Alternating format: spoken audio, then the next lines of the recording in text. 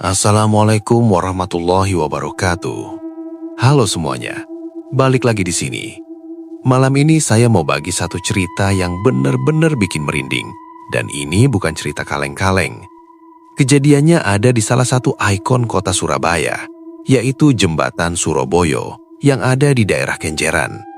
Kalian pasti tahu kan jembatan yang megah itu, yang kalau malam lampu-lampunya bagus banget. Tapi di balik keindahan itu, ada sisi gelap yang gak banyak orang tahu. Apalagi kalau kalian berani main-main di sana pas lewat tengah malam. Cerita ini dialami oleh kawan kita, sebut saja namanya Fajar. Fajar ini tipikal anak motor yang hobi banget nongkrong. Dia punya motor RX King tahun 2000-an yang suaranya nyaring banget. Knalpot kolong yang kalau digeber bikin kuping pengang. Malam itu sekitar jam 1 dini hari, Fajar sama dua temennya, si Udin sama Bagas, lagi iseng nyari angin. Mereka habis ngopi di daerah Warkop sekitaran Suramadu, terus mutusin buat jalan-jalan ke arah Jembatan Surabaya yang baru. Niatnya cuma mau foto-foto motor, mumpung sepi, biar kelihatan estetik gitu kalau di-upload di media sosial. Cuaca malam itu aneh banget. Surabaya yang biasanya panas dan gerah, malam itu hawanya dingin nusuk tulang. Angin laut dari arah Selat Madura bertiup kenceng banget. Bikin jaket jeans yang dipakai Fajar rasanya nggak mempan nahan dingin. Jalanan menuju jembatan itu bener-bener lengang. Nggak ada kendaraan lain yang lewat. Cuma suara motor mereka bertiga yang memecah keheningan. Sesampainya di tengah jembatan, tepat di area yang biasanya air mancurnya nyala kalau sore, mereka berhenti. Fajar standar tengah motornya, terus mulai nyalain rokok kreteknya. Asap rokok mengepul, langsung hilang ke bawah angin laut. Si Udin yang emang anaknya agak penakut, sebenarnya udah ngajak pulang dari tadi. Dia bilang perasaannya nggak enak, kayak ada yang ngawasin dari arah bawah jembatan, dari arah laut yang gelap gulita itu. Tapi Fajar malah ngetawain. Fajar bilang kalau Udin itu cemen, penakut dan gak asik. Sambil bercanda, Fajar ini ngomong sembarangan. Dia teriak ke arah laut yang gelap, nantang-nantang gitu. Dia bilang, "Woi, kalau ada penunggunya, sini muncul. Gua nggak takut, gua sumpah berani lihat wujud lu." Seketika itu juga, suasana berubah drastis. Angin yang tadinya kenceng tiba-tiba berhenti total. Senyap, bener-bener hening sampai suara ombak di bawah pun gak kedengaran. Tiba-tiba, dari arah motor Bagas, lampu depannya kedip-kedip sendiri, padahal mesinnya mati. Dan yang bikin bulu kuduk mereka langsung berdiri, tercium bau yang sangat menyengat. Bukan bau amis laut, tapi bau bunga melati yang sudah layu dicampur sama bau bangkai binatang yang busuk banget. Fajar yang tadinya ketawa-ketawa langsung diam. Dia ngelihat ke arah Udin, muka Udin udah pucat pasi. Udin nunjuk ke arah pagar pembatas jembatan dengan tangan gemetar. Di sana, di balik pagar pembatas jembatan, ada tangan yang lagi megang besi pagar. Tangan itu pucat, kurus, dan basah kuyup. Seolah-olah ada orang yang baru aja manjat dari dasar laut naik ke atas jembatan yang tinggi itu. Jari-jarinya panjang, kukunya hitam dan tajam, mencengkram besi pagar dengan kuat. Itu bukan tangan manusia normal. Fajar nelen ludah, rasanya tenggorokannya kering banget. Dia mau lari, tapi kakinya kayak dipaku ke aspal. Mata Fajar terpaku pada tangan misterius yang mencengkeram pagar pembatas jembatan itu. Perlahan tapi pasti, sosok pemilik tangan itu mulai menampakkan diri. Awalnya cuma kepala yang nongol. Rambutnya panjang, hitam, lepek dan basah kuyup menutupi hampir seluruh wajahnya. Air laut menetes-netes dari rambut itu, jatuh ke aspal jembatan. Tapi bunyinya bukan tik-tik air biasa, melainkan kayak suara lendir yang jatuh. Sosok itu perlahan naik, memanjat pagar dengan gerakan yang kaku dan patah-patah, persis kayak wayang golek yang talinya putus. Fajar, Udin, dan Bagas cuma bisa patung. Mereka mau teriak tapi suara kayak ketahan di leher. Sosok itu sekarang udah berdiri di atas aspal, tepat beberapa meter di depan motor RX King kesayangan Fajar. Baju yang dipakainya lusuh, warnanya putih, tapi kotor penuh lumpur dan lumut laut. Kain jarik yang melilit di bagian bawah tubuhnya robek-robek. Yang bikin Fajar hampir pingsan adalah ketika angin berhembus pelan menyingkap rambut yang menutupi wajah sosok itu. Wajahnya hancur, kulitnya membiru seperti orang yang sudah lama tenggelam. Matanya putih semua tanpa bola mata hitam. Dan mulutnya menganga lebar seolah sedang berteriak tapi nggak ada suara yang keluar. Sosok itu menatap tajam ke arah Fajar. Tiba-tiba terdengar suara, lirih banget, tapi jelas di telinga mereka bertiga. Suara itu seperti berbisik langsung di samping kuping, padahal jarak hantunya ada 5 meter di depan. Suara perempuan, serak dan basah, bilang, Kamu sudah sumpah. Fajar langsung sadar sama omongan ngaurnya tadi. Dia nyesel setengah mati sudah nantang-nantang di tempat keramat kayak gini. Bagas yang posisinya paling belakang langsung inisiatif nyalain motor Honda Beat-nya. Jar, Din, lari! Teriak Bagas memecah keheningan. Teriakan Bagas itu kayak ngebangunin Fajar dari hipnotis. Fajar buru-buru nyelah motor RX King-nya. Kalian tahu kan, motor 2 tak kalau lagi dingin kadang susah nyala. Nah, pas momen genting itu, motor Fajar malah nggak mau hidup. Di engkol berkali-kali cuma bunyi nguk-nguk doang mesinnya.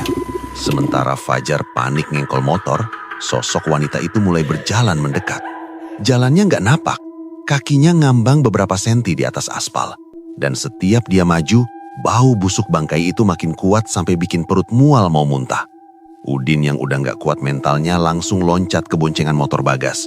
Ninggalin motornya sendiri yang terparkir di situ. Jar, buruan, tinggalin motor lu, teriak Udin histeris. Tapi bagi Fajar, motor itu harta paling berharga. Dia nggak rela ninggalin gitu aja. Dengan keringat dingin yang ngucur deras, Fajar coba sekali lagi dengan sekuat tenaga. Bismillah, teriaknya dalam hati.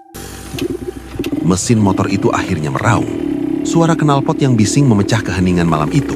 Dan anehnya, suara bising itu kayak bikin sosok hantu itu mundur sedikit, seolah dia keganggu sama suaranya. Nggak pakai mikir panjang, Fajar langsung masukin gigi 1 dan gaspol. Motornya melesat ninggalin asap putih ngebul. Mereka bertiga kabur dari jembatan itu dengan kecepatan tinggi, nggak berani nengok ke belakang sama sekali. Tapi terornya belum selesai. Di kaca spion Fajar, dia sempat melirik sekilas. Sosok itu nggak diem di tempat, dia terbang. Terbang melayang cepet banget ngikutin di belakang motor Fajar. Posisinya horizontal, kayak orang berenang di udara, dengan tangan terulur mau ngeraih jaket Fajar. Fajar memacu motornya gila-gilaan menembus jalanan kenjeran yang sepi. Jantungnya berdegup lebih kencang dari putaran mesin motornya. Di belakang, Bagas dan Udin juga ngebut berusaha nyusul Fajar. Anehnya, meskipun Fajar sudah lari secepat itu, hawa dingin di tengkuk lehernya nggak hilang-hilang. Rasanya kayak ada bongkahan es yang ditempel di kulit leher belakang. Fajar ngerasa beban motornya jadi berat banget. Padahal dia sendirian, nggak bonceng siapa-siapa. Suspensi belakang motornya kerasa ambles, kayak ada yang duduk di jok belakang. Fajar mau nengok spion lagi, tapi dia takut setengah mati kalau yang dia lihat nanti muka hancur itu lagi nyeringai di bahunya. Dia cuma bisa baca doa sebisa-bisanya, campur aduk antara surat-surat pendek yang dia hafal sama sumpah serapah karena ketakutan. Ya Allah, ampun, kapok aku, batin Fajar terus-terusan. Mereka akhirnya sampai di sebuah warung kopi 24 jam di daerah pemukiman warga yang agak ramai. Mereka langsung ngerem mendadak sampai ban berdecit. Orang-orang di warkop itu pada kaget ngelihat 3 anak muda datang dengan muka pucat dan napas ngos-ngosan kayak orang dikejar begal. Fajar langsung lempar motornya gitu aja dan lari masuk ke dalam warkop, nyaris nabrak pelayan yang lagi bawa nampan kopi. Dia duduk di pojokan, tangannya gemetar hebat sampai nggak bisa megang gelas. Bapak penjaga warkop, sebut saja Pak Lik Suroto, orangnya sepuh dan emang dituakan di daerah situ, langsung nyamperin mereka. Pak Lik Suroto ini peka, dia ngeliat ada yang nggak beres. Dia nggak nanya kenapa, tapi matanya langsung tertuju ke jok belakang motor Fajar yang diparkir di depan. Pak Lik Suroto mengerutkan kening, lalu geleng-geleng kepala sambil komat kamit baca sesuatu. Leh, kalian habis dari mana? Kok bawa oleh-oleh berat begini? Tanya Pak Lik Suroto dengan suara berat. Fajar, Udin, sama Bagas saling pandang. Mereka belum cerita apa-apa, tapi si bapak sudah tahu. Fajar dengan suara terbata-bata akhirnya cerita kalau mereka habis dari jembatan Surabaya dan dia sempat nantang penunggu di sana. Mendengar itu, Pak Lik Suroto langsung istighfar.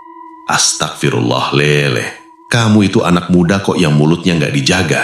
Itu tempat bukan tempat sembarangan. Di sana itu pertemuan arus, banyak barang yang hanyut, banyak jiwa yang penasaran, kata Pak Lik Suroto tegas. Pak Lik Suroto kemudian mengambil segelas air putih dibacakan doa, terus disiprat-sipratkan ke arah motor Fajar dan ke badan mereka bertiga. Pas air itu kena motor Fajar, ada suara mendesis pelan, persis kayak air kena knalpot panas, padahal disiramnya ke jok yang dingin. Dan saat itu juga, Fajar ngerasa bahunya yang tadi berat banget tiba-tiba jadi enteng. Hawa dingin yang nempel di lehernya hilang seketika. Setelah suasana agak tenang, Pak Lik Suroto duduk bareng mereka dan mulai menjelaskan. Kata beliau, sosok yang mereka lihat itu kemungkinan besar adalah salah satu penunggu jembatan yang emang sering cari ganti. Istilahnya, mencari teman buat nemenin dia di alam sana. Orang sini biasa nyebutnya pencari tumbal, tapi bukan tumbal pesugihan, melainkan tumbal karena dia kesepian dan dendam. Sosok itu tertarik sama Fajar karena ucapan Fajar yang nantang dan bersumpah. Kata sumpah itu bagi mereka adalah sebuah kontrak, sebuah izin. Kamu bilang sumpah berani lihat, nah dia ngasih lihat. Sekarang dia sudah nandain kamu, kata Pak Lik Suroto. Bikin Fajar makin merinding. Malam itu, mereka nggak berani pulang ke rumah masing-masing. Akhirnya mereka numpang tidur di musola warkop itu sampai matahari terbit. Fajar pikir setelah disiram air doa sama Pak Lik Suroto, urusannya selesai. Ternyata salah besar. Teror yang sebenarnya justru baru dimulai pas dia sampai di rumah besok paginya. Fajar pulang ke rumahnya yang ada di daerah perkampungan padat penduduk. Dia masuk kamar, kunci pintu, dan langsung rebahan. Badannya capek banget, kayak habis lari maraton. Pas dia lagi setengah sadar mau tidur, tiba-tiba dia dengar suara tetesan air di dalam kamarnya. Padahal di luar cerah, nggak hujan, dan atap kamarnya nggak bocor. Fajar buka mata pelan-pelan. Dia ngelihat ke langit-langit kamar. Di pojok atas lemari bajunya, ada rembesan air yang makin lama makin lebar. Dan dari rembesan air itu, muncul gumpalan rambut hitam yang menjuntai ke bawah. Jantung Fajar rasanya mau copot. Dia mau teriak manggil ibunya di dapur, tapi suaranya hilang lagi.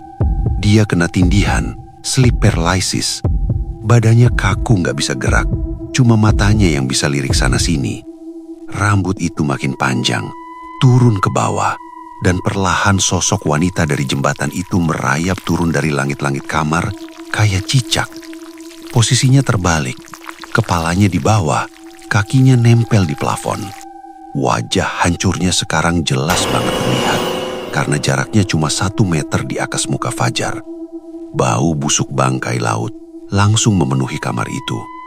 Sosok itu mendekatkan wajahnya ke telinga Fajar dan berbisik lagi dengan suara serak yang basah. Kamu udah janji, ikut aku.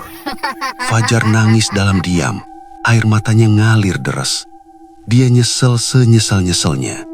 Dalam hati dia terus berzikir, memohon ampun sama Tuhan. Kejadian tindihan itu berlangsung rasanya lama banget. Padahal mungkin cuma beberapa menit. Tiba-tiba, pintu kamar Fajar digedor keras dari luar. Jar, Fajar, bangun nak, udah siang kau belum keluar? Itu suara ibunya. Kedoran pintu itu memecahkan suasana mistis di kamar. Sosok di langit-langit itu tiba-tiba tersedot balik ke atas dan hilang, meninggalkan bekas basah di plafon yang masih meneteskan air berbau amis. Fajar langsung tersentak bangun, napasnya memburu. Dia langsung lari buka pintu dan meluk ibunya sambil nangis kayak anak kecil. Ibunya bingung ngelihat anaknya yang biasanya garang di jalanan sekarang nangis ketakutan. Fajar akhirnya cerita jujur ke keluarganya. Orang tua Fajar yang emang masih pegang adat langsung bertindak. Malam itu juga Fajar dibawa ke rumah kakeknya di desa buat dirituali pembersihan atau ruatan kecil-kecilan untuk buang sial. Selama seminggu, Fajar sakit panas tinggi. Dia sering ngigau ketakutan, teriak-teriak minta tolong jangan dibawa ke laut. Katanya, dalam mimpinya, dia selalu ditarik ke dasar Selat Madura yang gelap dan dingin, dikelilingi ribuan tangan pucat yang mau nyeret dia ke bawah. Setelah sembuh, Fajar berubah total. Motor RX King kesayangannya dijual. dia nggak pernah lagi keluar malam, apalagi lewat jembatan Surabaya atau main ke pantai pas malam hari. Dia jadi rajin ibadah dan nggak pernah lagi ngomong sombong atau nantang-nantang hal gaib. Trauma itu membekas dalam banget di jiwanya. Fajar sadar dia masih dikasih kesempatan hidup. Nah, teman-teman, dari cerita Fajar ini kita bisa ambil pelajaran penting. Dimanapun kita berada, apalagi di tempat yang punya sejarah atau dianggap keramat sama warga lokal, jaga sopan santun. Mulutmu, harimaumu. Jangan pernah sesumbar, jangan pernah nantang, dan jangan pernah meremehkan hal-hal yang gak bisa kita lihat dengan mata telanjang. Kita hidup berdampingan dengan mereka yang tak kasat mata. Mungkin sekarang kalian ngerasa aman nonton atau dengerin cerita ini di kamar. Tapi coba deh cek sebentar. Di pojok kamar kalian atau di balik jendela. Yakin kalian sendirian? Siapa tahu ada yang ikut dengerin dari tadi dan senyum melihat kalian ketakutan. Sekian cerita malam ini. Semoga bisa nemenin malam Jumat kalian. Tetap waspada dan sampai jumpa di cerita misteri berikutnya.